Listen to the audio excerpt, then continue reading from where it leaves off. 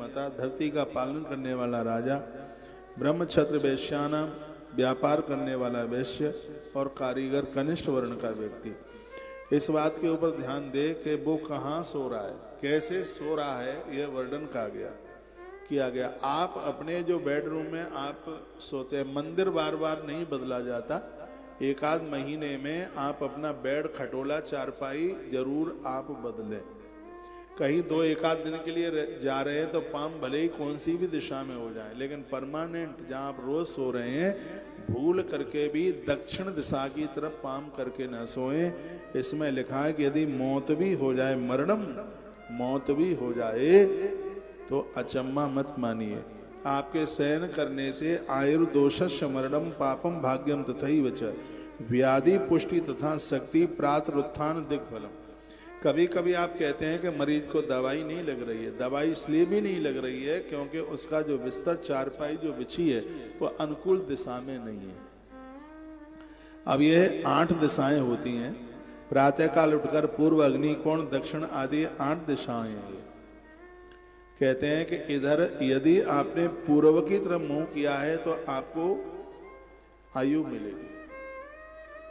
आपके पांव पूर्व दिशा की तरफ हैं और आप जब बिस्तर पर बैठे, सुबह खड़े हुए और आपका मुख पूर्व की तरफ है, इससे आपको उम्र मिलेगी, आयु मिलेगी। और उसके तत्पश्चात यदि आप अग्नि कोण में, यानी दक्षिण और पूर्व का कोना, उसे अग्नि कोण कहते हैं। इससे घर में द्वेष, घर में कलह होगा, झगड़ा होगा। इसलिए कहते हैं कि त्रिकोण वाला, 3 भुजाओं वाला प्लॉट दान में भी मिल रहा हो तो भी नहीं लेना चाहिए। मत्स्य पुराण में वर्णन, जिसकी एक भुजाई गायब है, ऐसी जमीन पर कभी भी निर्माण ना करें उसको, जिसकी एक भुजाई गायब है। सिंह मुखी प्लॉट है, व्यापार के लिए बहुत बढ़िया है, और गौमुखी जो प्लॉट है वह आवास के लिए, रेजिडेंस के लिए बहुत ज्यादा बढ़िया है। और त्रिकोणीय है, जिसकी एक भुजाई नहीं है, वो तो बड़ा खतरनाक है। वर्णन है ग्रंथ में। तो कहा गया कि पूर्व दिशा की तरफ आपके पांव होते हैं, इससे आपकी आयु बढ़ती है। अग्नि कोण में, यानी पूर्व और दक्षिण के कोने में आपके बिस्तर, आपके पांव उधर होते हैं, तो इससे परिवार में कलेश होता है। और दक्षिण दिशा में पांव करके सोते हैं तो इससे मरण होता है, मौत होती है, हार्ट अटैक जैसी भयंकर बीमारियां फैल जाए। ये बनावटी बात नहीं है। जहां से मैं बोल रहा हूं, विद्वेश्वर संहिता के अध्याय नंबर 13 का श्लोक नंबर 8 है ये, जहां से मैं इस प्रवचन के माध्यम से मैं आपको निवेदन कर रहा हूं। दक्षिण दिशा की तरफ पाम करके सोने से मृत्यु होती है, और दक्षिण और पश्चिम के कोने में पाम करके सोने से पाप बढ़ता है, अपराध, कोई अपराध हो जाएगा। विशेष रूप से जवान बच्चे हैं, इनका बिस्तर ठीक से सेट कीजिएगा।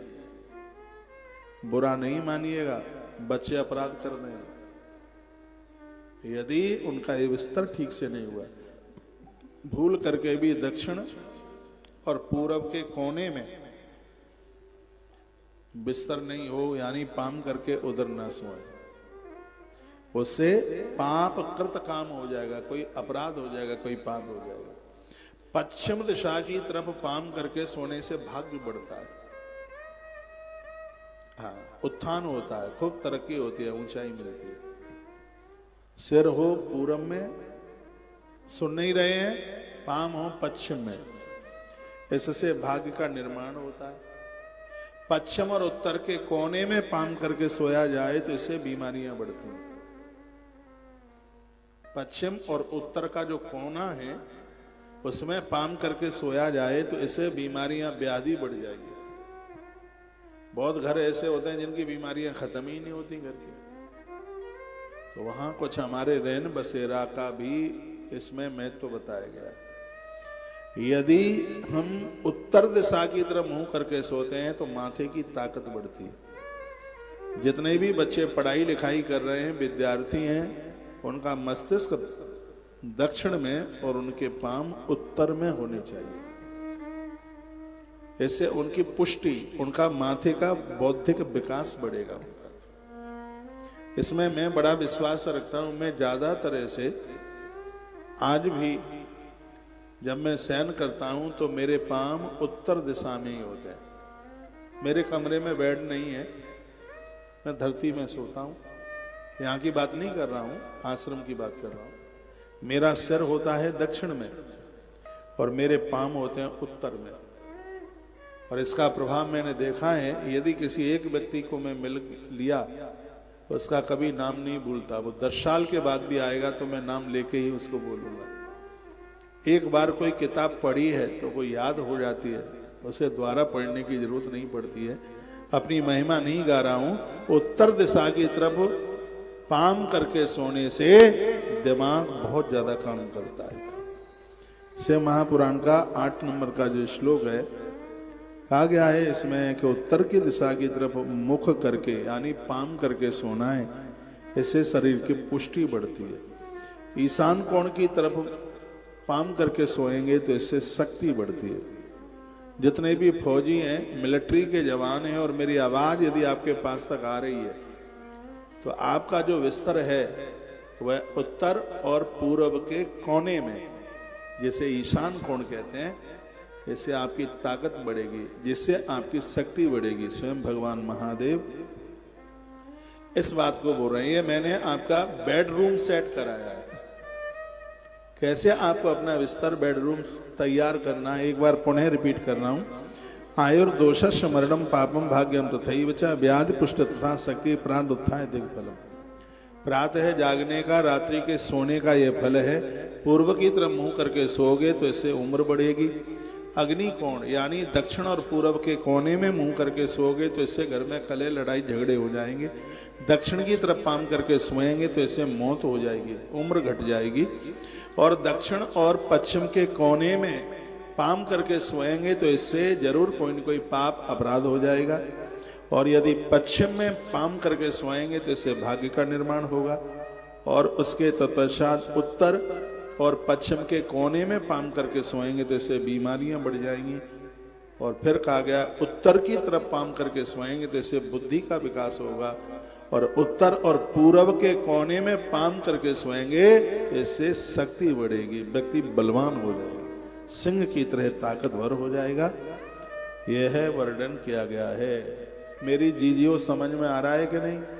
इतनी बढ़िया बात पर भी आप ताली नहीं बजा पाए, कौन बताएगा ये बात में?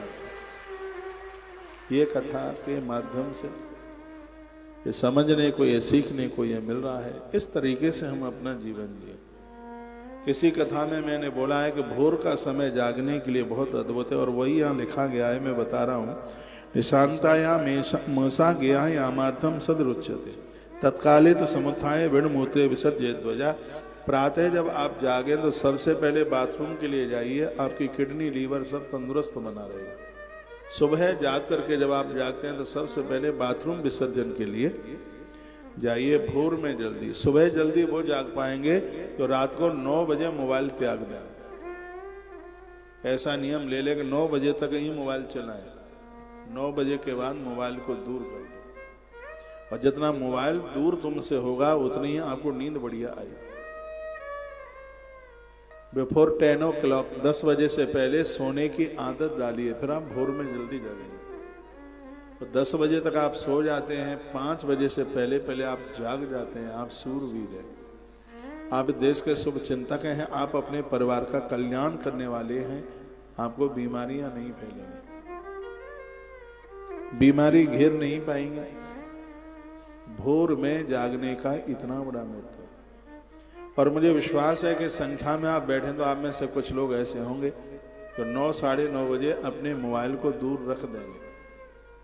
आपको व्हाट्सअप चलाना है, चेक करना है, फेसबुक और तमाम ये सब कुछ चलाना है, तो इसको ये टाइम उसका इसके बाद में नहीं। लोगों को पता लग जाए कि इसके बाद में वो फोन ना सुनेंगे ना फोन चेक करेंगे। मुझे नासिक में एक ऐसे अद्भुत कोई महापुरुष मिले, उनका बहुत बड़ा काम है, वह जमीन खरीद कर और उसके ऊपर मकान बड़े बड़े 30-30 मंजिल के फ्लैट बना करके बेचते हैं। इस आदमी की विशेषता देखिए, ये आदमी 11 बजे घर से निकलता है और रात को 7 बजे घर में प्रवेश करता है। कहता है कि ऑफिस को ऑफिस में छोड़ के आया हूं, 7 बजे मेरा मोबाइल नहीं उठेगा। और कितना भी किसी को कोई जरूरी काम लग जाए, उनका 7 बजे के बाद मोबाइल उठता नहीं है। सुबह फिर पूजा में ऐसे वो 9-10 बजे तक पूजा करते हैं। पूजा पूरी हुई उसके बाद ही वह अपना मोबाइल ऑन करते हैं। एक बड़ी उम्र होने के बाद भी अभी वो 35-36 के ही लगते हैं। 65 के होके भी उम्र 35 की लगती है। आप चाहें तो अपने शरीर को बहुत अद्भुत ढाल सकते हैं, अपने शरीर को दिव्य बना सकते हैं। ये मोबाइल आंतों को छीन लेगा, प्राणों के लिए बहुत घातक है। ये बिल्कुल कानों से बहरा कर देगा। बाल गीले हैं और उस समय मोबाइल सुनना एक मौत को बुलावा देना है। रात को अपने आप से 3 फीट दूर रख करके आप सोइए। इसकी तरंगें बड़ी खतरनाक है। जो चीज फायदा कर रही है वो नुकसान भी दे रही है। ध्यान रखें, यदि बड़ी नींद पूरी नहीं होगी आयु की संख्या कम हो जाएगी। नींद को पूरा कीजिए। तो यह वर्णन किया है, तत्काले तो समुत्थाय बिन मूत्रे विसृजे ध्वजा। कहते हैं कि भोर में जब आप जाग रहे हैं तो बाथरूम जाने के बाद फिर कुल्ला कीजिए, मुंह धोइए और उसके तत्सा ग्रहण दूरम ततो गत्वा ब्राह्मण प्रावतस्तथा। सुनिए, मल विसर्जन के लिए बेडरूम से दूर जाइए। लेकिन अब तो इस तरीके से मकान बनते हैं कि बाथरूम उसी में ही। और हम आपको जो ये बातें कह रहे हैं, सुनिए इधर देखिए, ये सिर्फ कहने के लिए नहीं, हम लोग तो इस पर चल रहे हैं। वृंदावन में मेरी कमरिया से बाथरूम बाहर है, इन सब बच्चों को मालूम है। बेडरूम से बाहर है बाथरूम। उस कक्ष को बड़ा अद्भुत माना गया है, उस कमरे को बड़ा अच्छा माना गया है जिसमें बाथरूम वगैरह नहीं। बाथरूम तो बाहर ही होना चाहिए। उदमुख समाविश्या प्रतिबंधे न्याद्यमुखा। सूर्य निकलने के पहले मलमूत्र विसर्जित कर रहे हैं तो दक्षिण की तरफ मुंह, और सूर्य निकलने के बाद में विसर्जित कर रहे हो तो उत्तर की तरफ मुंह होना चाहिए। ऐसा भी वर्णन किया गया। सप्तवा पंचवा त्रिता वर्णन किया गया है कि साबुन से हाथ साफ हो सकते हैं लेकिन शुद्ध नहीं हो सकते। हाथ शुद्ध तो मिट्टी से हो। रोज माटी नहीं लगा सकते क्योंकि आपके बाथरूम की मोरी चौक हो जाएगी। लेकिन जिस दिन आपने व्रत किया है, उपवास जिस दिन किया है, उस दिन अपने हाथों से मिट्टी जरूर लगाइए। माटी के बिना हाथों में पवित्रता नहीं है। जल देवान नमस्कृत्या मंत्रेण स्नान माचरित। जीवन के 2 काम ऐसे हैं, एक काम बोलते हुए करो और एक काम मौन रह करके करो। वो दोनों काम कौन कौन से हैं? जिस समय भोजन कर रहे हो उस समय मौन रहिए, और जिस समय नहा रहे हो उस समय भगवान का नाम लीजिए। नहाते समय जिब्या से भगवत नाम, और भोजन करते समय इसको चटका पीछे कनपटी ठोक दे। खाते समय बिल्कुल चुप रहना है और नहाते समय भगवान का नाम लेना। फिल्म के गाने नहीं गाने हैं। श्री कृष्ण गोविंद हरे मुरारे हे नाथ नारायण वास्तव। मैं नहाते समय हनुमान चालीसा पढ़ता हूँ। मुझे ऐसा लगता है मेरे 3.5 करोड़ रोमों से हनुमान जी मेरी बॉडी में प्रवेश कर गए। मैं हनुमान जी का पुजारी हूँ। मेरा भाग्य है कि मैं बजरंगी का साधक हूँ। चारों युग में ताप तुम्हारा, इनका तो प्रभाव चारों युगों में है भैया। सतयुग में नेमी सारण्य में प्रहलाद जी को ये मिले, त्रेता में राम जी के संग रहे, द्वापर में अर्जुन की ध्वजा के ऊपर बैठे हैं, और कलयुग में बाबा तुलसीदास जी के सन्मुख दिखाई दिए। ऐसे हनुमान हैं जो चारों युगों में दिखाई। ऐसे बजरंगबली जिनको वंदन प्रणाम जीव का बिल्कुल कल्याण करता है। प्रातः सूर्यानुवाकेन सामिंगमस्तमाकृता। प्रातः आप जागते हैं तो 1 लोटा जल भगवान सूर्य को दीजिए। हनुमान जी के गुरु जी हैं सूर्य देवता। सूर्य भगवान को अर्घ देने से बुद्धि का बिल्कुल विकास होता है, क्योंकि बुद्धि के देवता। माताओं के लिए चंद्र पूजन, चंद्र दर्शन किसी वरदान से कम नहीं है। पुरुषों के लिए सूर्य भगवान की पूजा भी किसी वरदान से कम नहीं है। सूर्य देवता बुद्धि देते हैं और चंद्रमा सौंदर्य देते हैं। पुरुषों को बुद्धि की ज्यादा जरूरत है और माताओं को सुंदरता की ज्यादा जरूरत है। बड़ा मुश्किल होता है उन बेटियों के लिए जो सुंदरता में थोड़ा कम है, तो संबंध होने में भी बड़ी दिक्कत होती है। बेटियां ज्यादातर ऐसे मासूम सी होती हैं, शरीर बहुत हल्का होता है, इसलिए बाहर आने जाने में उनका पूरा ध्यान रखा जाता है। मम्मी पापा कहते हैं तो उन्हें बुरा लग जाता है, बुरा नहीं लगना चाहिए। वो बहुत सहज है, उनका शरीर बहुत कोमल है, उनका बहुत ध्यान रखा जाता है। संसार की हर बेटी को भगवान चंद्रमा को अर्घ देना चाहिए। क्यों? इसलिए चंद्रमा की पूजा करने से कुरूपता नहीं आती, हाथ नहीं टूटेगा, आंख नहीं जाएगी, पाम नहीं जाएगा। ये भगवान चंद्र देवता की बड़ी महती कृपा है। एक बात मैं भूल गया हूं, माताओं के लिए सौंदर्य और पुरुषों के लिए बुद्धि। तो बुद्धि देने वाले, ऐसा नहीं है कि सूर्य पूजा के लिए पुरुषों के लिए माताओं के लिए नहीं है। छठ पूजा होती है उसमें तो सूर्य देवता की ही पूजा है, उसमें ये आप सबको पता है। उसमें रविवार के व्रत में सूर्य देवता की ही पूजा है, सप्तमी में तो सूर्य देवता की ही पूजा है। ऐसा नहीं है कि पुरुष चंद्रमा की पूजा नहीं कर सकते, आप सूर्य की पूजा नहीं कर सकते।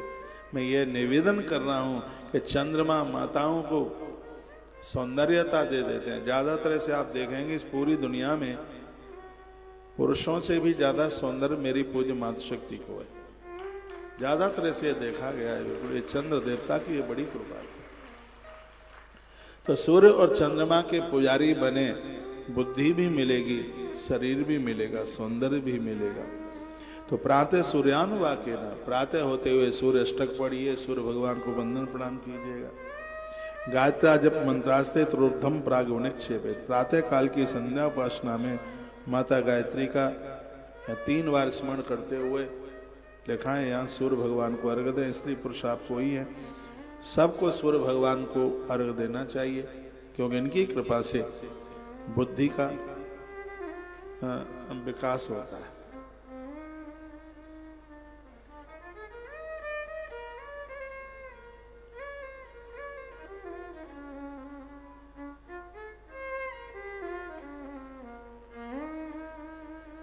हमारे मध्य में डॉक्टर साहब ON Pandey, surgeon, SCPM hospital Godda से आप पधारे। कहाँ बैठे हैं एक बार देख तो लूँ मैं आपको। आपका बहुत रेस्पेक्ट है, आपका स्वागत है, आप आए हैं। आपके आने से परिसर बहुत अच्छा लग रहा है, सम्मान है आपका।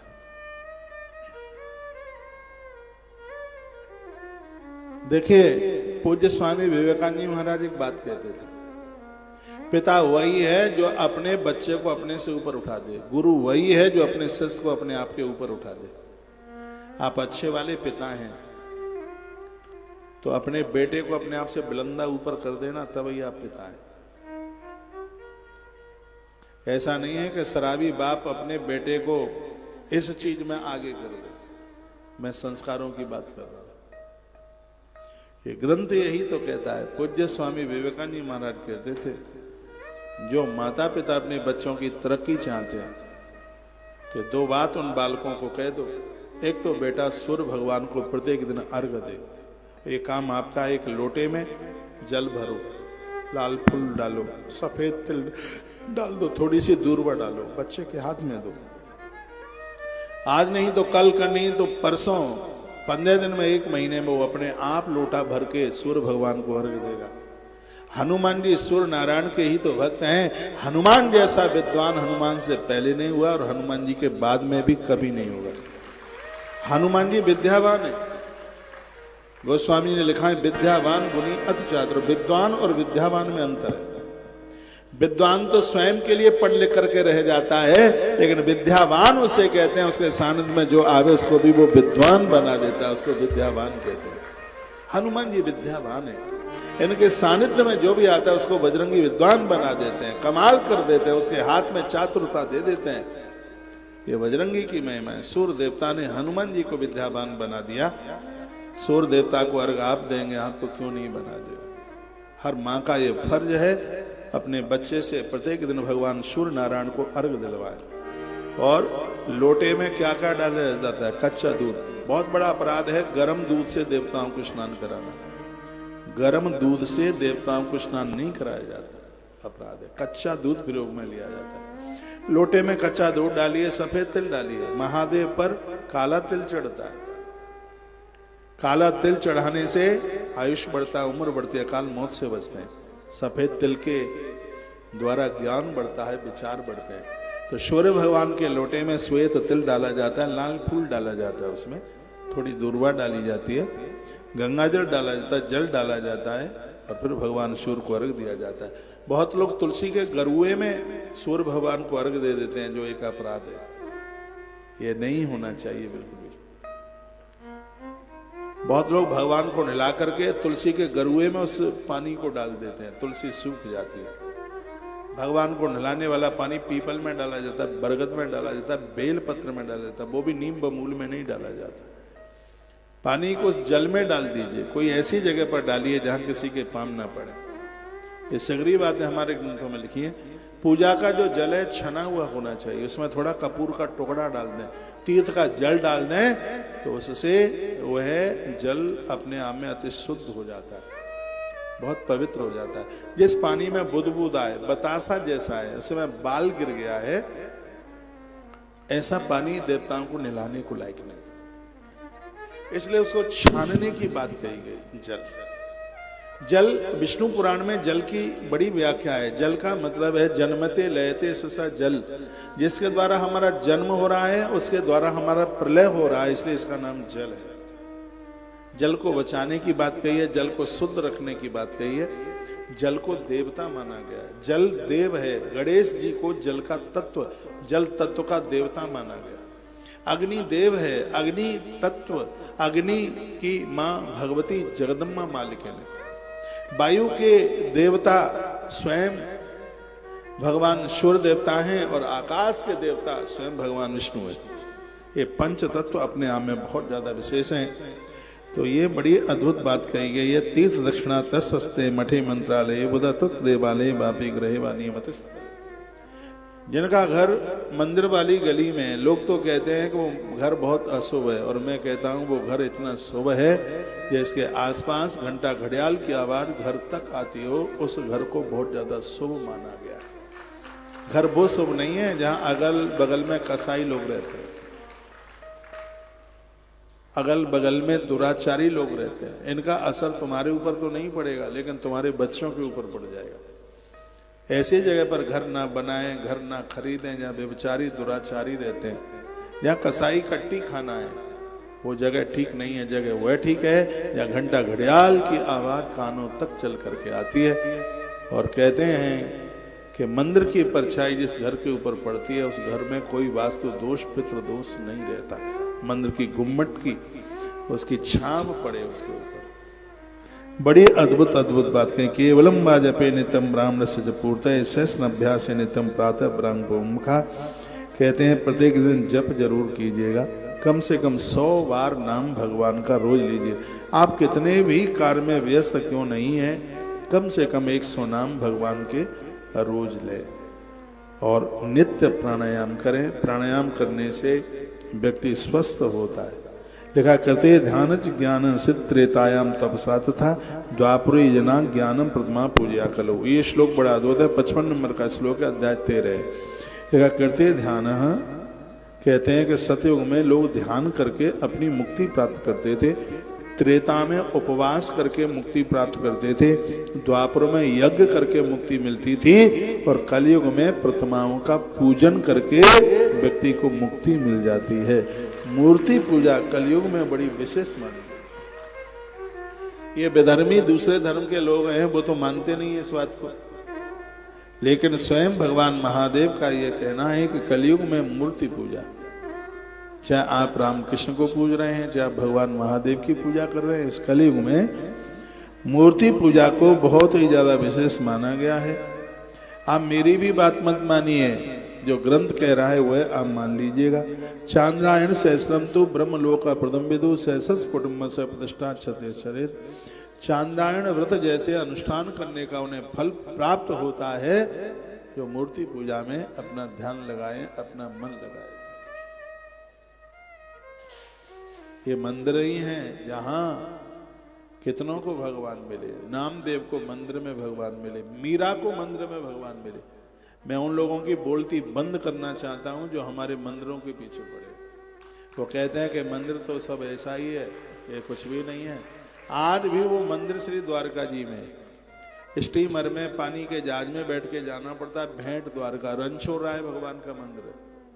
वो मंदिर आज भी है जहां मीरा ने अपने जीवन का अंतिम पद गाया, मेरो तो गिरधर गोपाल दूसरो ना कोई।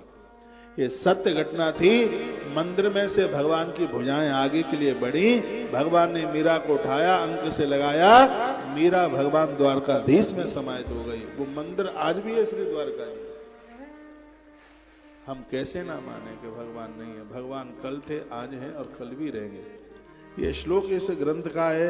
इस ग्रंथ में ये वर्णन किया गया है, कहा गया है कि कलयुग में मूर्ति पूजा अपने आप में बहुत ज्यादा विशेष है। चांद्रायण सहस्त्रम, हजारों हजारों चांद्रायण व्रत करने का फल उन्हें प्राप्त होता है जो भगवान की ये पूजा करते हैं। अपने घर में मंदिर बनाइए, छोटा सा मंदिर बनाएंगे, उसमें प्रभु आपको बिठाएंगे, घंटा रोज बजाएंगे, प्रभु तुम्हें बिठाएंगे, मक्खन का भोग लगाएंगे, उसमें तुम्हें बिठाएंगे। भगवान की पूजा करके बड़ी शांति मिलती है। रावण की लंका में रहने वाला भी प्रतिमा पूजन करता है त्रेता में, जिसका नाम है विभीषण। रामायुध अंकित ग्रह शोभा वर्णन जाय, नव तुलसी के वृंदत है, तो तुलसी की पूजा करता है। तो हम तो नहीं मानेंगे कि ये मूर्ति पूजा नहीं होती है। ये कल थी, आज है और कल रहेगी। तो श्री शिव महापुराण के अंतर्गत ये बात है बड़ी अद्भुत कही गई है। एक बार बोलिए, बोलो शंकर भगवान की जय हो। कैलाश के निवासी नमो बार बार हो, नमो बार बार हो। आयो शरण तिहारी भोला तार तार तू, आयो शरण तिहारी भोला तार तार तू। कैलाश के निवासी नमो बार बार हो, नमो बार बार हो। आयो शरण तिहारी भोला तार तार तू। कैलाश के निवासी नमो बार बार हो, नमो बार बार हो। आयो शरण तिहारी भोला तार दोनों हाथ आनंद के साथ। आयो शरण तिहारी भोला तार तार तो।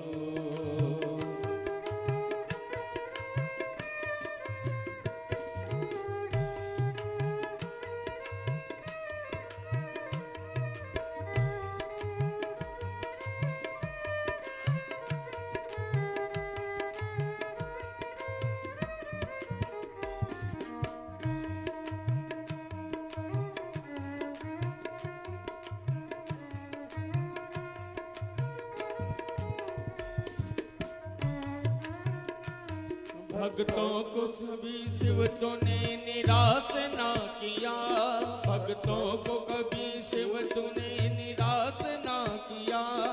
मांगा जिन्होंने चाहा वो वरदान दे दिया, मांगा जिन्होंने चाहा वो वरदान दे दिया। बड़ा ही तेरा दायरा हो, बड़ा ही तेरा दायरा, बड़ा दातार तो, बड़ा दातार तो। आयो शरण तिहारी भोला तार तार तो। आयो के निवासी नमो बार बार हो, नमो बार बार हो। आयो शरण तिहारी भोला तार तार तो। आयो शरण तिहारी भोला तार तार तो। जय हो।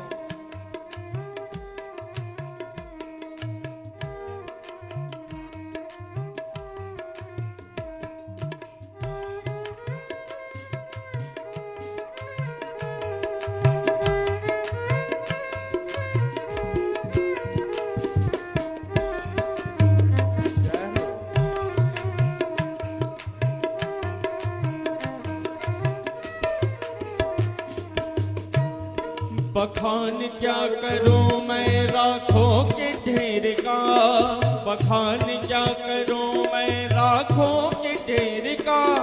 लिपटी बबूत में है खजाना कुबेर का, लिपटी बबूत में है खजाना कुबेर का। हे गंगाधार मुक्ति द्वार हो, हे गंगाधार मुक्ति द्वार ओमकार तो, भोले ओमकार तो, आयो शरण तिहारी भोला कार कार तो, आयो शरण तिहारी भोला कार तार दो। के निवासी नमो बार बार हो, नमो बार बार हो, आयो शरण तिहारी भोला कार कार तो, आयो शरण तिहारी भोला कार कार तो।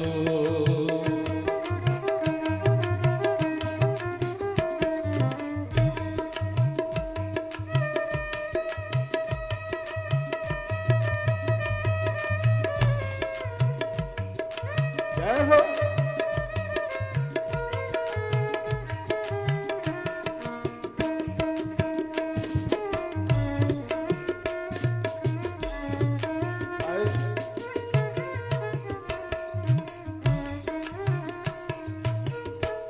क्या क्या नहीं दिया हमें, हम क्या प्रमाण दें, क्या क्या नहीं दिया हमें, हम क्या प्रमाण दें। बस गए हैं त्रिलोक शंभु तेरे दान से, बस गए हैं त्रिलोक शंभु तेरे दान से। जहर पिया जीवन दिया हो, जहर पिया जीवन कितना उतार तो, कितना उतार तो, आयो शरण तिहारी भोला कार कार तो, कैलाश के निवासी नमो बार बार हो, नमो बार बार हो, आयो शरण तिहारी भोला कार कार तो, आयो शरण तिहारी भोला कार कार तो, आयो शरण तिहारी भोला कार कार तो, आयो शरण तिहारी भोला कार कार तो। कैलाश के निवासी नमो बार बार हो, नमो बार बार हो, आयो शरण तिहारी भोला कार कार तो, आयो शरण तिहारी भोला कार कार तो। शिव समान दाता नहीं, विपत्ति विनारण लज्जा मेरी राखियो, हे नंदी के असवार। और एक गुप्त मत सवई कर जोर, शंकर भजन बिना नगर भगति न पावने मोर। आयो शरण तिहारी भोला कार कार तो, आयो शरण तिहारी भोला कार कार तो, आयो शरण तिहारी भोला कार कार तो। कैलाश के निवासी नमो बार बार हो, नमो बार बार हो, आयो शरण तिहारी भोला कार कार तो, आयो शरण तिहारी भोला कार तार दो। बोलिए शंकर भगवान की जय हो। देखिए शिव महापुराण में वेद के 3 स्वरूप का वर्णन किया है। एक है ज्ञान कांड, एक है भक्ति कांड और दूसरा है कर्म कांड। तो अभी आप जो कथा सुन रहे हैं वो कर्म कांड की कथा है। लिखा है सौम्य वारित तथा विष्णु दध्यन निजेत बोधा। कहा गया है बुधवार के दिन दही में भात मिला करके ब्राह्मण को बुलाकर आंगन में बिठाकर उसे भोजन कराया जावे तो परिवार में संतान की कमी नहीं आ सकती। जिस नारी को औलाद नहीं है, सौम्य वारे तथा विष्णु दद्धन ने निजेत बोधा, और कुछ भी नहीं, सिर्फ दही भात का भोजन किसी गायत्री जपने वाले, बिना गुटखा तम्बाकू वाला ब्राह्मण संयमी हो, उसे आंगन में बिठाकर भोजन कराया जाए तो पुत्र मित्र कलात्रादि पुष्टिर भवति सर्वदा। कहते हैं कि घरवाली बीमार है और दवाई फायदा नहीं कर रही है, मित्र अपना है लेकिन अपने आप से अपोजिट हो रहा है, बच्चा पिता से दूर जा रहा है, या घर में बेटा है नहीं, तो उसके लिए स्पष्ट वर्णन है। 31 नंबर का श्लोक है। बुधवार के दिन ब्राह्मण को दही भात का भोजन कराने से ये भी सब ठीक हो जाता है। स्त्री नाम च तृप्ते तद्वम दे वस्त्रादिकम शुभम अपमृत्यु हरे मंदिर रुद्रादिशम यजेत। शनिश्चर के दिन यदि भगवान महादेव का महारुद्राभिषेक किया जाए, जल में थोड़ी सी सरसों के तेल की बूंदें डाल दी जाए तो व्यक्ति की अकाल मृत्यु टल जाती है। इतनी बड़ी महिमा। शनिवार के दिन भगवान शिव की पूजा अपमृत्यु हरे मंदिर रुद्रादिश येद बुधः, व्यक्ति अकाल मौत से बच जाता है। शनिवार के दिन जब आप भगवान को दर्शन करने को जाते हो तो चुटकी भर काला तिल लेके जाइए।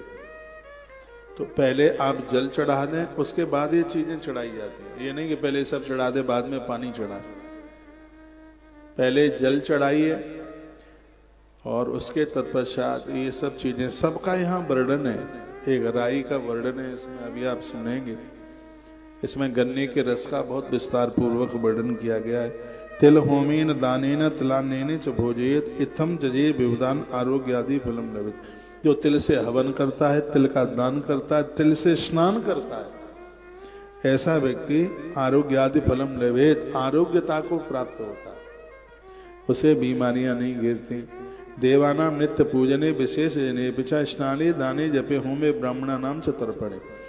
एक इतनी अद्भुत बात कही गई और लिखने के लायक बात है कि ये कुछ काम है वो रोज कीजिए, इसमें एब्सेंट मत कीजिए। क्या क्या है? देवताओं का नित्य पूजन। किसी भी मंदिर में लग के, मैंने कल परसों भी बोला, 6 महीना आप दर्शन कर लें, वो मंदिर का देवता प्रत्यक्ष रूप से आपको दर्शन दे देगा किसी न किसी स्वरूप में। ये गवाही है ग्रंथ इसके लिए। देवताओं का नित्य पूजन करें, स्नान रोज करें, रोज नहाएं। बुखार चढ़ा हो तो भी ज्यादा 2 बाल्टी में नहीं कर सकते स्नान, तो भींगा कपड़े से तो शरीर पहुंच सकते हैं।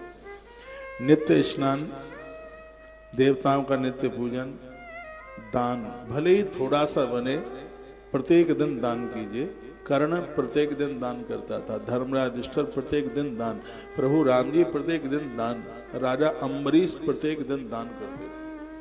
अम्बरीश का जीवन ऐसा था कि भगवान का सुदर्शन चक्र उनके दरवाजे पर रक्षा करता था। सुदर्शन चक्र एक क्षण के लिए भी राजा अम्बरीश के घर को छोड़ के नहीं जाते। या अम्बरीश प्रत्येक दिन दान करते। अम्बरीश जी जब भगवान के धाम गए, अम्बरीश की मृत्यु नहीं हुई। अम्बरीश जी जब भगवान के धाम गए, लोग कहते हैं कि ये सब गप्पे नहीं है, सब प्रमाणित बात है। अम्बरीश गए, भगवान नारायण ने गले में फूल की माला डाली। भगवान ने कहा कि तुमने 11 का व्रत किया है, बड़े अच्छे काम किए हैं तुमने, हम इतने प्रसन्न हैं कि तुम हमसे कोई मांग लो, क्या चाहिए तुम्हें। तो अम्बरीश राजा ने कहा, भगवान मैं नरक देखना चाहता हूं। तो भगवान ने कहा, स्वर्ग में खड़े होके, बैकुंठ में खड़े होके नरक की बात करते हो? कहा, आपने मांगने को कहा था तो मैंने मांग लिया, अब पूरा करना तो ये आपका काम है। यमराज को बुलाया, कहा मेरे भक्त को नरक दिखा के लाओ। सुनिए बात को ठीक से। अम्बरीश महाराज को नरक के दरवाजे पर खड़ा कर दिया। अम्बरीश जी ने कहा कि हे परमात्मा, यदि सच्चे भाव से मैंने कुछ दान पुण्य किए हों तो उसका पूरा का पूरा फल इन नरक में वास करने वाले लोगों को प्राप्त हो जाए। जैसे ही इतना कहा, सब के सब नरक में से गरुड़ की पीठ पर बैठे हुए सब भगवान के धाम चले गए। ये बात मैं इसलिए कह रहा हूं, भजनानंदी व्यक्ति का दर्शन करने मात्र से इतना लाभ प्राप्त होगा। ऐसे लोग कम मिलते हैं। इसी से महापुराण में लिखा है, कोई आपसे राम राम करे और राम राम करने वाले का मुंह देख ले आप, हरिओम करे, श्री शिवाय नमस्तुभ्यम बोले, राधे राधे बोले, और बोलते समय ऐसे व्यक्ति का मुंह देख ले तो तत्काल हमें त्रिवेणी नहाने का फल प्राप्त हो जाता है। इस ग्रंथ में लिखा है। और आप गोंडा बैठे हुए, आप त्रिवेणी नहा के आ गए। आप कहोगे कब नहा के आ गए? मैंने राम राम बोला है और आपने मेरा मुंह देखा है। कितनों ने मेरा मुंह नहीं देखा अभी है? सब नहीं देखा। ये जीजियो, आपने नहीं देखा, आपने नहीं देखा मेरा मुंह, तो अब देख लो। राम राम राम राम राम राम राम राम। हाँ, मैंने बोला राम राम, आपने मेरा मुंह देखा, तो गोंडा बिना छोड़े ही आपको प्रयाग में त्रिवेणी नहाने का फल मिल गया।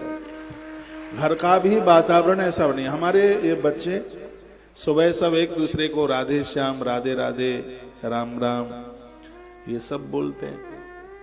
तो इसका फल समझते हैं आप? इसकी महिमा इतनी ज्यादा है, गंगा नहाने का फल प्राप्त होता है। वही तो इन श्लोकों में ये बातें कही गई हैं। कहा गया देवानाम नित्य यजने, लिखा देवताओं का नित्य पूजन, स्नान, दान, भले एक माला जपें, गुरु मंत्र की एक माला रोज जपें। जो गुरुजी से मंत्र लेकर के जप करता नहीं है, इसी ग्रंथ में लिखा है, वो आत्महत्यारा, सल्फास खा करके मरने वाले से भी ज्यादा अपराधी हुए। जो मनुष्य जीवन धारण करके और भगवत जप नहीं करता, रोज होम यज्ञ नहीं कर सकते, तो महीने में 2 बार कीजिए, अमावस्या को कीजिए, पूर्णिमा को कीजिए। पूर्णिमा के हवन से देव प्रसन्न होंगे, अमावस्या के हवन से पितर प्रसन्न होंगे। तर्पण इत्यादि ये करें। और क्या करें, सुबह दाव सुभानते चा जन्मर 600 ग्रही ग्रही। कुछ दिन ऐसे हैं जहां किए गए सत्कर्म का दान का अनंत गुना फल मिलता है। अब विचार कर ले कब कब मिलता है। अमावस्या के दिन, पूर्णिमा के दिन, द्वादशी के दिन, संक्रांति के समय पर, नवरात्रा में एक विशेष कोई मुहूर्त चल के आया, जैसे रवि पक्ष है। और भी वर्णन किया गया जिस दिन आपके जन्म नक्षत्र, जन्म दिन की तिथि होती है। मैं तारीख की बात नहीं कर रहा हूं, तिथि, क्योंकि उस समय तारीख तो चलती नहीं थी, जबकि ग्रंथ लिखे हैं, तिथियों का वर्णन है। इसलिए हमारे रामकृष्ण भगवान का जन्मदिन है तिथि के द्वारा। जन्माष्टमी, शिवरात्रि सब तिथि के द्वारा मनाई जाती है। तो इसमें लिखा है सुबह दाब स्वांते चा जन्म 600 ग्रही ग्रही। जो अपने जन्मदिन के दिन कोई भी दान पुण्य करता है, उसे किए गए दान पुण्य का अनंत गुना फल प्राप्त होता है।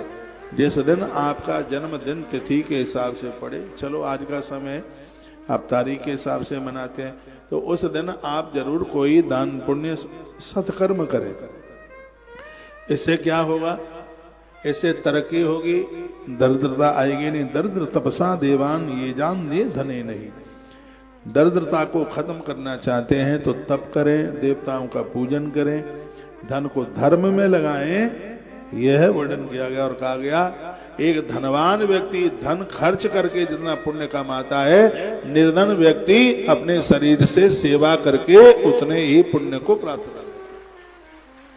यह नहीं है कि भगवान को प्राप्त करने के धन चाहिए। अब जिसके पास धन नहीं है, जिसके पास धन है वो धन लगाए, तन है तो धन और तन दोनों लगाए, लेकिन जिसके पास धन है ही नहीं, तो भगवान शंकर कहते हैं जो शरीर से समाज की सेवा करता है, देवों की सेवा करता है, उसे उतना ही फल मिलता है जितना एक बहुत बड़े धनवान व्यक्ति ने धन खर्च करके, मंदिर बनाकर, सड़कें बनाकर, ये करके जो पुण्य कमाया है, निर्धन व्यक्ति अपने शरीर से सत्कर्म करके उतने ही फल की प्राप्ति कर लेता है।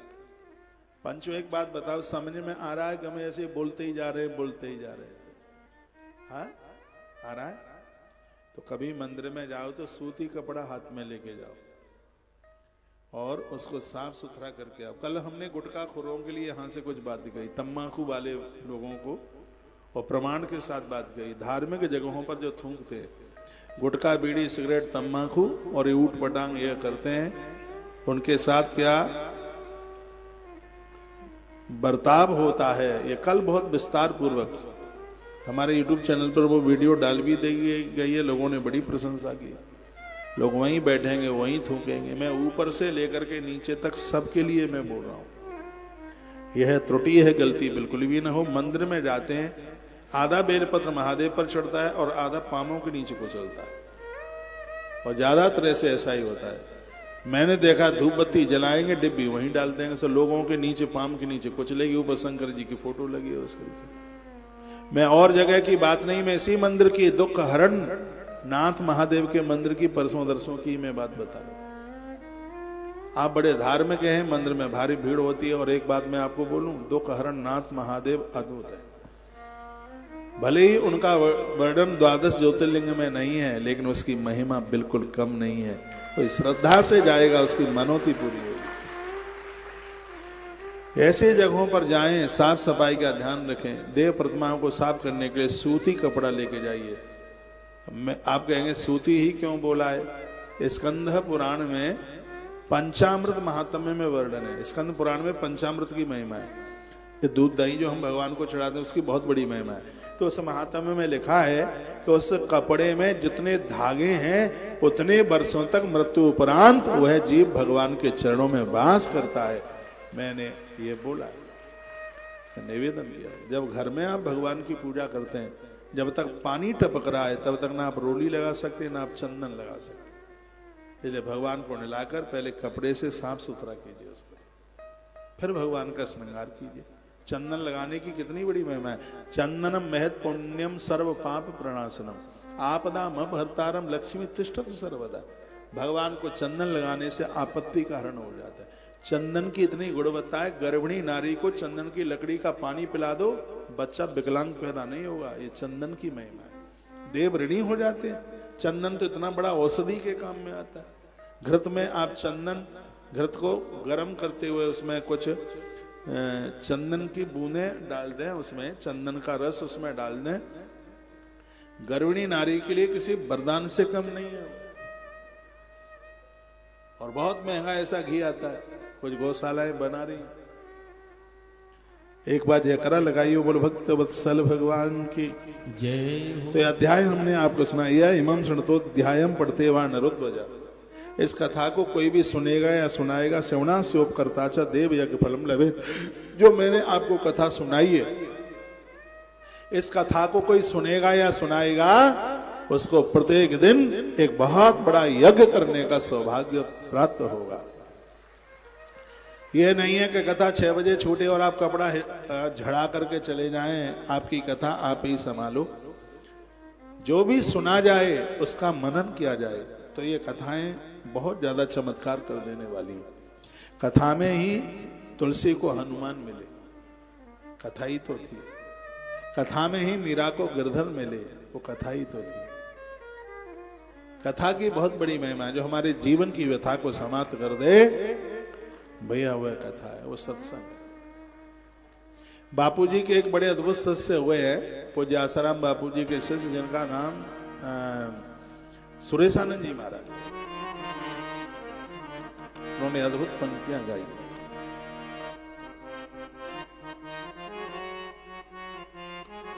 ये देश को कभी समझा नहीं गया। जिन लोगों ने इस देश के लिए बहुत अच्छे अच्छे काम किए, लोग उनके ही पीछे पड़ गए।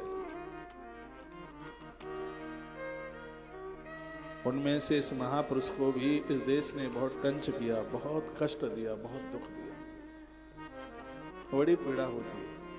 कितने लोगों को धर्म बदलने से बचाया उन्होंने, कितने लोगों के जुआ शराब मांस छुड़ाया।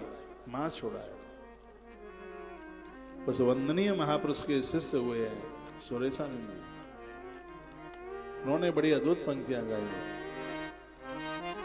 जहां सत्संग होता है वहां पर नित्य जाओ तुम, वहाँ पर नित्य जाओ तुम। हमें फुर्सत नहीं कहकर ये मौका ना गवाओ तुम, ये मौका ना गवाओ तुम। जहाँ सत्संग होता है वहाँ पर बहुत प्यारी पंक्तियां हैं। जाओ तुम, वहाँ पर नित्य जाओ तुम। अरे सती संग करने की न कोई उम्र होती है, न कोई उम्र होती है। अमर ये दीप है इसकी कभी बुझती नहीं ज्योति, कभी बुझती नहीं क्या है? ज्योति। अमर ये दीप है इसकी कभी बुझती न ज्योति है, कभी बुझती न ज्योति है। ऐसी ज्योति सदा ज्योति जलाओ तुम, सदा ज्योति जलाओ तुम। जहाँ सत्संग होता है वहाँ पर नित जाओ तुम, सभी गाइए। वहाँ पर नित जाओ तुम। इस महापुरुष की पंक्तियां हैं जिसने ईसाई मिशनरियों को चुनौती दे दी, और उनके जमाने में लाखों लोग पंडाल में बैठते थे। आज तो किसी वक्ता का नाम हो जाना मीडिया के प्रभाव में बहुत सहज है, लेकिन वो टाइम ऐसा था जब सोशल मीडिया कहीं आसपास भी नहीं थी, तब पूरे विधर्मियों को इस महापुरुष ने हिला करके रख दिया जिनकी मैं बात कर रहा हूं। ये उन्हीं की ये पंक्तियां हैं। जरा अनुभव तो कर देखो कि क्या बदलाव आता है, कि क्या बदलाव आता है। कपट सब दूर होता है, हृदय निर्मल हो जाता है, हृदय निर्मल हो जाता है। इन्हीं सत्संगियों के संग सदा डुबकी लगाओ तुम, सदा डुबकी लगाओ तुम। जहाँ सत्संग होता है वहाँ पर नित जाओ तुम, वहाँ पर नित जाओ। उनके इस भजन की जो अंतिम कड़ी है बहुत वंदनीय है, बहुत प्रशंसनीय है। यदि मुझे कोई आकर के पूछे क्या बापूजी के ऊपर लगाया गया केस क्या ये सच नहीं है, ये 100% झूठा है, 100%। और उनके साधक लोग यहाँ बैठे हैं, मैं उनको कहना चाहूंगा अपनी श्रद्धा के साथ तोड़ मरोड़ ना करें। यहाँ इस धरती पर आज से नहीं, बहुत लंबे समय से कुछ अच्छे करने वाले लोगों ने बहुत फंसाने का काम किया। उनके प्रति अपनी पूरी श्रद्धा बना करके रखना। उनके ज्ञान के प्रकाश ने ये धरती के लोगों का बहुत भला किया है। उनकी जो अंतिम पंक्ति है इस भजन की, चढ़े एक बार फिर उतरे नहीं सत्संग का ये रंग, नहीं सत्संग का ये रंग। बिना प्रभु की कृपा मिलता नहीं सत्संगियों का संग, नहीं सत्संगियों का संग। गुरु संतों की सेवा कर, गुरु संतों की सेवा कर, सदा सानिध्य पाओ तुम, सदा सानिध्य पाओ तुम। जहाँ सत्संग होता है वहाँ पर नित जाओ तुम, वहाँ पर नित जाओ तुम। हम फुर्सत नहीं कह कर ये मौका गवाओ तुम, ये मौका ना गवाओ तुम। जहाँ सत्संग होता है वहाँ पर नित जाओ तुम, वहाँ पर नित जाओ तुम। बोलिए नारायण देव भगवान की, श्री हनुमान जी महाराज की जय, शंकर भगवान की जय। जय श्री राम।